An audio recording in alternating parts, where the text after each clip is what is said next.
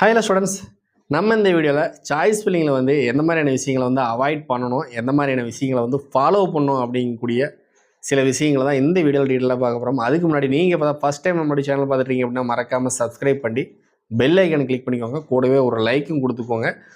உங்களுடைய மார்க்குக்கு தகுந்த ஒரு சாய்ஸ் லிஸ்ட் வேணும் அல்லது உங்களுடைய கம்யூனிட்டிக்கு தகுந்த ஒரு சாய்ஸ் லிஸ்ட் வேணும் அப்படிங்கக்கூடிய ஸ்டூடெண்ட்ஸ் டிஸ்கிரிப்ஷனில் கொடுத்துருக்கக்கூடிய நம்மளுடைய வாட்ஸ்அப் சேனலில் ஜாயின் பண்ணிக்கோங்க. அதே போல் ஒரு சாய்ஸ் ஃபில்லிங்கான ஒரு வாட்ஸ்அப் குரூப் இருக்கும், அதுலேயும் ஜாயின் பண்ணிக்கோங்க. உங்களுக்கு ஏதாவது டவுட் இருந்து அப்படின்னா ஸ்க்ரீனில் ஸ்க்ரோல் ஆகக்கூடிய நம்பருக்கு நீங்கள் தாராளமாக கால் பண்ணலாம். கண்டிப்பாக நான் உங்களுக்கு பதில் சொல்ல காத்திருக்கேன்.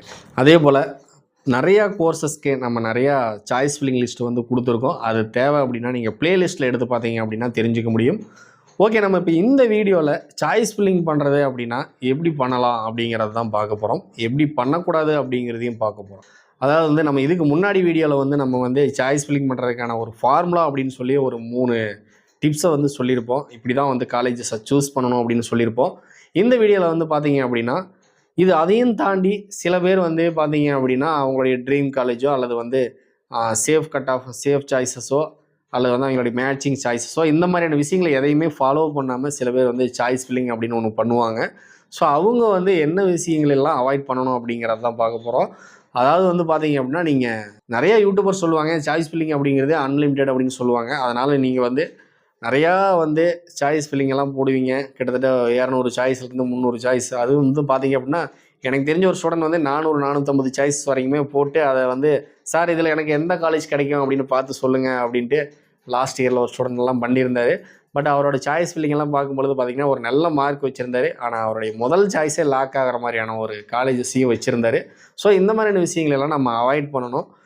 முக்கியமாக பார்த்தீங்க அப்படின்னா யார் எந்த மாதிரியான சாய்ஸ் போடலாம் அப்படிங்கிறது ஒரு மெத்தட் இருக்குது. ஓகேங்களா, யார் வந்து எந்த மாதிரியான சாய்ஸ் கொண்டு வரலாம், என்ன காலேஜஸ் கொண்டு வரலாம், எதுக்காக வந்து சில காலேஜஸ் நம்ம அவாய்ட் பண்ணோம் அப்படிங்கக்கூடிய விஷயங்கள் எல்லாம் இருக்குது. இந்த சாய்ஸ் ஃபில்லிங் அப்படிங்கிறத பொதுவாக வந்து நிறைய பேர் என்ன நினச்சிட்டு இருக்காங்க அப்படின்னா இந்த சாய்ஸ் ஃபில்லிங் அப்படின்னாலே அதில் வந்து நம்ம நிறையா காலேஜஸை வந்து அதில் போடணும், அதில் ஒரு காலேஜ் வந்து நமக்கு கிடைக்க போகுது, இதுதான் வந்து சாய்ஸ் ஃபில்லிங் ப்ராசஸ் அப்படின்னு நினச்சிட்டு இருக்காங்க. ஆனால் வந்து கண்டிப்பாக அப்படி கிடையாது.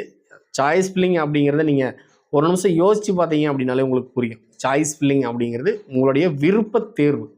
அதாவது நீங்கள் விருப்பப்பட்ட காலேஜஸில் ஒரு காலேஜ் வந்து உங்களுக்கு கிடைக்க போகுது. அப்போ நம்மளுடைய விருப்பப்பட்ட காலேஜஸ் அப்படிங்கிற போது அதில் இருக்கக்கூடிய காலேஜஸ்லாம் எந்த மாதிரி இருக்கணும், நம்ம வந்து விரும்பக்கூடிய வகையில் இருக்கக்கூடிய லிஸ்ட்டு தான் அந்த சாய்ஸ் லிஸ்ட்டில் வரணும். ஆனால் சில ஸ்டூடெண்ட்ஸ் வந்து அவங்களுக்கு சீட்டு அலாட் ஆன பிறகு சார் எனக்கு வந்து தூரமாக ஒரு காலேஜ் கிடச்சிருக்கு, நான் வந்து இங்கே நாகப்பட்டினத்தில் இருக்கிறேன், எனக்கு வந்து சென்னையில் ஒரு காலேஜ் கிடச்சிருக்கு, சார் நான் சென்னையில் இருக்கேன், எனக்கு வந்து கோயம்புத்தூரில் காலேஜ் கிடச்சிருக்கு, சார் நான் இசிஇ கிடைக்கும்னு போட்டேன், எனக்கு சிவில் கிடச்சிருக்கு, எனக்கு சிவில் கிடைக்கும்னு போட்டேன், இசிஇ கிடச்சிருக்கு, சார் நான் அந்த காலேஜ் எதிர்பார்த்தேன், ஏன்னா எனக்கு அது கிடைக்காம எனக்கு இது கிடச்சிருக்கு அப்படின்னு சொல்லி, சார் நான் லோ ஃபீஸாக இருக்குன்னு நினச்சி போட்டேன், அங்கே வந்து ஃபீஸ் அதிகமாக இருக்குது, சார் நான் டெய்லி போயிட்டு வர்ற மாதிரி எனக்கு ஒரு காலேஜஸ் பார்த்தேன், ஏன்னா எனக்கு லாங்கில் கிடச்சிருக்கு, அங்கே என்னால் ஹாஸ்டலில் ஸ்டே பண்ண முடியாது அப்படின்னு சொல்லி சாய்ஸ் லாக் ஆகி அவங்களுக்கு வந்து ஒரு காலேஜ் அலாட் ஆனதுக்கப்புறம் நிறையா ஸ்டூடெண்ட்ஸ் வந்து நமக்கு கால் பண்ணி ஒவ்வொருத்தரும் வந்து சார் இது எதையாச்சும் பண்ண முடியுமா, அடுத்து மாற்றிக்க முடியுமா, வேறு சாய்ஸ் நான் வந்து அப்வேர்டு மூவ்மெண்ட் கொடுக்கலாமா,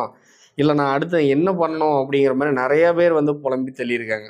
இதை வந்து அதில் தான் இருக்குது இல்லைங்களா, நம்ம சாய்ஸ் ஃபில்லிங் அப்படிங்கிறது நம்மளுடைய விருப்பத் தேர்வுன்னு இருக்குது. ஸோ உங்களால் தூரமாக ஒரு காலேஜ் கிடைச்சா போக முடியாது. ஸோ அதை நீங்கள் அவாய்ட் பண்ணிடலாம். அதை ஏன் நீங்கள் சாய்ஸ் ஃபில்லிங்கில் கொண்டு வரணும்? அதே போல் ஃபீஸ் அதிகமாக இருக்கக்கூடிய காலேஜஸில் உங்களால் ஃபீஸ் கட்ட முடியாது, அதை ஏன் நீங்கள் சாய்ஸ் லிஸ்ட்டில் கொண்டு வரணும்? அதே போல் உங்களால் ஹாஸ்டலில் ஸ்டே பண்ணி ஒரு காலேஜில் படிக்க முடியாது அப்படிங்கிற போது தூரமாக ஒரு காலேஜை நீங்கள் ஏன் சூஸ் பண்ணணும்? அதே போல் நீங்கள் லோக்கலில் தான் படிக்கிறீங்க, டெய்லி டே ஸ்காலராக போய் படிக்க தான் ஆசைப்பட்றீங்க அப்படிங்கிற போது ஹாஸ்டலில் தங்கி படிக்கிற மாதிரி தூரத்தில் இருக்கக்கூடிய காலேஜஸ்லாம், அதர் டிஸ்ட்ரிக்டில் இருக்கக்கூடிய காலேஜஸ்லாம் நீங்கள் ஏன் சாய்ஸ் ஃபில்லிங்கில் கொண்டு வரணும்? ஸோ இதுதான் நம்ம பண்ணக்கூடிய தப்பு. சாய்ஸ் ஃபில்லிங் அப்படின்னா நீங்கள் வந்து எந்த மாதிரி காலேஜஸை ஃபஸ்ட்டு தேர்ந்தெடுக்கிறீங்க அப்படிங்கிறது முடிவு பண்ணிக்கணும். அதாவது நீங்கள் டெய்லி போயிட்டு வர்ற மாதிரி ஒரு காலேஜ் பார்க்குறீங்க அப்படின்னா நீங்கள் உங்கள் டிஸ்ட்ரிக்டுள்ளே இருக்கக்கூடிய காலேஜஸ்க்கு ப்ரிஃபரன்ஸ் கொடுத்து அதை டாப்பில் வைங்க. அடுத்து வந்து நீங்கள் லோ ஃபீஸில் காலேஜ் பார்க்குறீங்க அப்படின்னா லோ ஃபீஸ் காலேஜஸ் எல்லாம் கலெக்ட் பண்ணி அதை வந்து நீங்கள் டாப்பில் வைங்க. ஓகேங்களா, நீங்கள் பிளேஸ்மெண்ட்டுக்கு ப்ரிஃபரன்ஸ் கொடுத்து ஒரு சாய்ஸ் ஃபில்லிங் பார்க்குறீங்க அப்படின்னா, சாய்ஸ் லிஸ்ட் வைக்கிறீங்க அப்படின்னா பிளேஸ்மெண்ட் வைஸாக இருக்கக்கூடிய காலேஜஸை நீங்கள் வைங்க. நீங்கள் ஸ்போர்ட்ஸில் வந்து இன்ட்ரெஸ்ட்டாக இருக்கக்கூடிய ஸ்டூடெண்ட்ஸாக எந்த காலேஜில் ஸ்போர்ட்ஸ் அதிகம் வந்து ரொம்ப இன்வால்மெண்ட்டாக இருக்காங்க அப்படிங்கிறத பார்த்து அதுக்கான காலேஜஸை ஃபில்டர் பண்ணி வைங்க. நீங்கள் வந்து லோக்கலில் தான் படிக்கணும் அப்படின்னா லோக்கலில் இருக்கக்கூடிய காலேஜஸ் மட்டும் சாய்ஸ் ஃபில்லிங்கில் வைங்க. ஓகேங்களா, நீங்கள் ஹாஸ்டலில் ஸ்டே பண்ணி படிக்கணும், இல்லை கோயம்புத்தூரில் மட்டும்தான் நான் காலேஜ் பார்க்குறேன் அப்படின்னா கோயம்புத்தூரில் இருக்கக்கூடிய காலேஜஸ் மட்டும் சாய்ஸ் ஃபில்லிங்கில் வைங்க.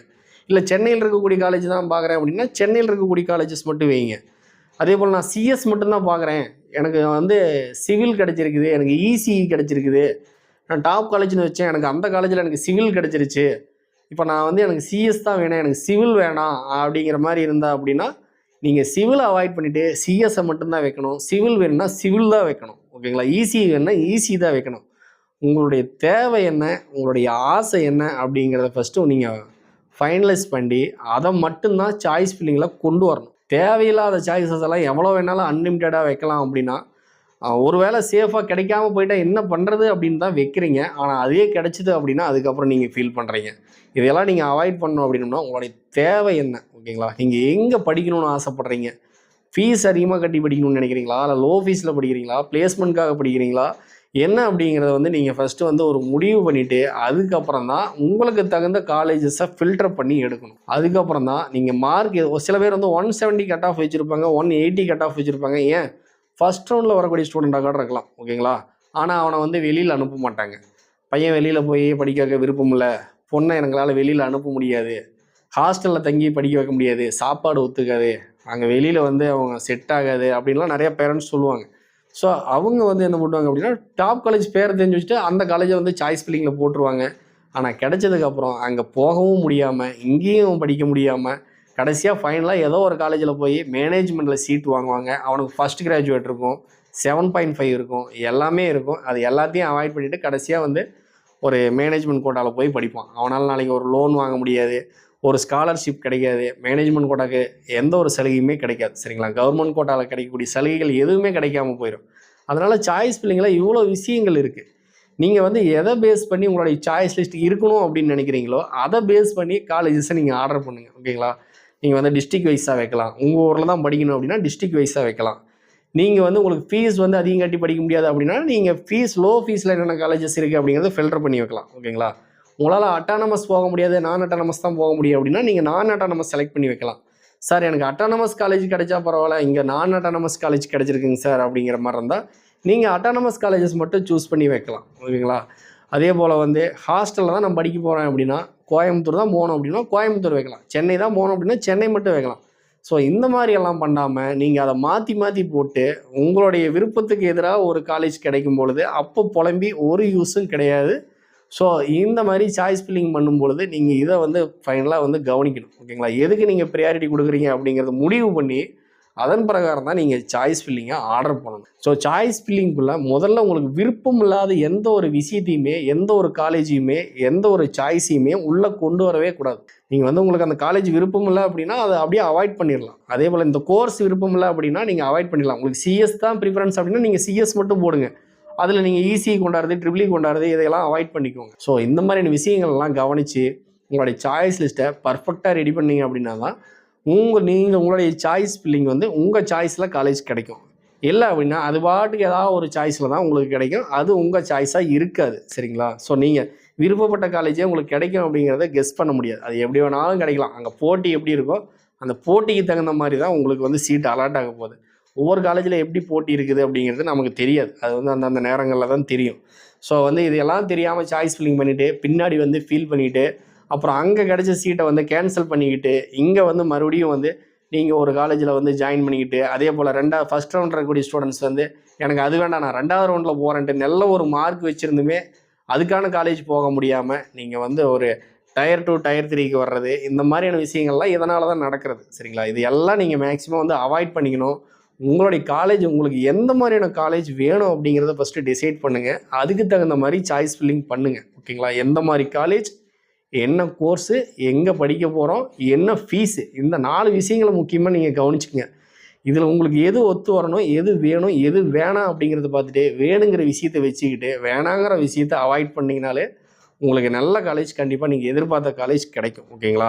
ஸோ இதெல்லாம் ஒரு முக்கியமான விஷயம், கண்டிப்பாக நோட் பண்ணிக்கோங்க. உங்களுடைய சாய்ஸ் லிஸ்ட் வந்து எப்படி இருக்கணும் அப்படிங்கிறத நீங்கள் தான் முடிவு பண்ணணும். அதுக்கு மேலே நீங்கள் முடிவு பண்ண காலேஜஸை டாப்பில் வச்சுக்கோங்க. ஓகேங்களா? அது வந்து எப்படி உங்களுக்கு கிடைக்குதோ கிடைக்கலையோ உங்களுக்கு வந்து ப்ரியாரிட்டி அதுதான் அப்படின்னா அதை தூக்கி ஃபஸ்ட்டில் போடுங்க. அதுக்கப்புறம் வந்து மற்ற சாய்ஸஸில் உங்களுடைய மார்க் அதிகமாக இருந்தாலுமே உங்களுக்கு குறைவாக இருக்கக்கூடிய காலேஜஸ் மேலே உங்களுக்கு நான் இங்கே தான் படிக்கணும், எனக்கு இதுதான் வேணும் அப்படின்னா அதை தூக்கி டாப்லேயே போட்டுருங்க. நீங்கள் நல்ல மார்க் வச்சுருக்கீங்க அப்படிங்கிறதுக்காக வந்து டாப் காலேஜாக தான் போடணும் அப்படிங்கிறது கிடையாது. சரிங்களா? நீங்கள் கட் ஆஃப் 170 வச்சுருக்கீங்க, 180 வச்சுருக்கீங்க, உங்களுக்கு உங்கள் ஏரியாவில் வந்து ஒரு 150 தான் அந்த காலேஜில் வந்து ஹையஸ்ட் கட் ஆஃப் அப்படிங்கிற போது உங்களுக்கு அந்த காலேஜ் தான் வேணும், உங்களுக்கு அந்த காலேஜில் தான் போகக்கூடிய சூழ்நிலை அப்படின்னா அந்த காலேஜ் ஃபஸ்ட்டில் வைங்க. ஓகேங்களா? கண்டிப்பாக இப்படி வந்து அதாவது மார்க்குக்கு தகுந்த மாதிரி காலேஜ் பார்க்குறீங்க அப்படின்னு இல்லாமல் உங்கள் விருப்பத்துக்கு தகுந்த மாதிரி பார்க்குறீங்க அப்படின்னா அந்த விருப்ப காலேஜை உங்களுடைய நீங்கள் எதில் வந்து படித்தா நல்லாயிருக்கும் அப்படின்னு நீங்கள் ஃபீல் பண்ணுறீங்களோ அதை வந்து ஃபஸ்ட்டு போட்டுருங்க. அதுக்கப்புறம் தான் நம்ம சொன்ன ஃபார்முலா இப்போ நம்ம சொல்லக்கூடிய மெத்தட்ஸ் எல்லாமே அந்த காலேஜுக்கு அடுத்தது தான் நீங்கள் ஃபாலோ பண்ணணும். ஓகேங்களா? நீங்கள் நல்ல மார்க் வச்சுருக்கீங்க அப்படிங்கிறதுக்கோசரம் எடுத்தோடனே நம்ம சிஇஜி போடுறது, எம்ஐடி போடுறது, பிஇஜி போடுறது இந்த மாதிரி போட்டாகணும் அப்படிங்கிறது கிடையாது. நீங்கள் ஒரு கட் ஆஃப் 180க்கு மேலே இருந்தாலுமே ஒரு 160 காலேஜில் நீங்கள் படிக்கணும், அதுதான் உங்கள் ஊரில் இருக்குது, அங்கே தான் ஃபீஸ் கம்ஃபர்டபுளாக இருக்குது அப்படின்னா அதை தூக்கி ஃபஸ்ட்டில் போடுங்க. அதுக்கப்புறம் வந்து மற்ற காலேஜஸ்லாம் ஆர்டர் பண்ணிவிட்டு வாங்க. ஸோ இப்படி பண்ணிங்கன்னா தான் உங்களுக்கு பிடிச்ச காலேஜ் உங்களுக்கு கிடைக்கும். அதை விட்டுட்டு மாற்றி பண்ணி நிறையா சாய்ஸ் வைக்கிறேன் அப்படின்ட்டு எதை முன்னாடி போடுறது எதை பின்னாடி போடுறதுன்னு தெரியாமல் மாற்றி போட்டு அப்புறம் உங்களுக்கு கிடைச்ச சீட்டை கேன்சல் பண்ணிவிட்டு ஒரு மேனேஜ்மெண்ட் கோட்டாவில் போய் ஜாயின் பண்ணாதீங்க. கண்டிப்பாக அது உங்களுக்கு வந்து பெரிய ஒரு பொருளாதார இழப்பாக இருக்க போது நிறையா ஃபீஸ் கட்டுற மாதிரி இருக்கும், ஸ்காலர்ஷிப்ஸ் கிடைக்காது, இந்த மாதிரி நிறையா விஷயங்கள் நடக்கும். ஸோ அதையெல்லாம் அவாய்ட் பண்ணணும் அப்படின்னா இந்த விஷயத்தை ஃபாலோ பண்ணிக்கோங்க. இந்த வீடியோ உங்களுக்கு ரொம்பவே யூஸ்ஃபுல்லாக இருக்கும் அப்படின்னு நம்புறேன். அப்படி யூஸ்ஃபுல்லாக இருந்துச்சு அப்படின்னா மறக்காமல் ஒரு லைக் கொடுத்துக்கோங்க. தேங்க்ஸ் ஃபார் வாட்சிங்.